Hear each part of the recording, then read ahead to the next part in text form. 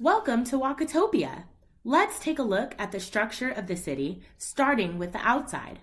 When Wakatopia was founded, it did not have allies to provide support against foreign invasions or for the city. So the cell wall served as a fortress for the city, providing rigid structure and serving as a first line of defense against attacks. Inside the wall was another, more flexible line of defense.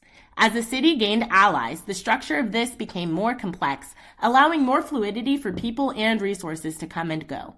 Over time, some cities would decide they no longer needed a rigid wall, but we will talk about that development later. Inside the city, buildings were being built.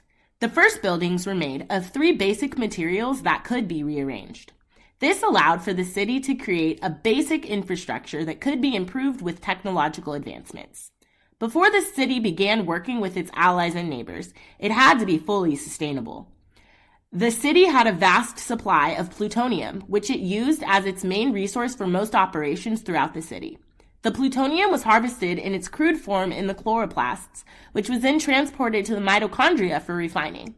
Once the plutonium was refined, it was shipped throughout the cell to assist in other city operations. In the center of the city, the nucleus holds all blueprints, contracts, and templates for the city. When anything new happens within the city, it must go through the city center. Declarations of war, new buildings, city improvements, etc.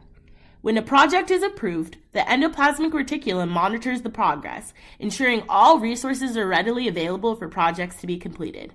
Individual construction companies, known as ribosomes, visit the ER to make models based on the information received from the nucleus. Once all materials are prepared and the project is approved for completion through the ER, everything is packaged through the internal reticular apparatus and shipped to its destination.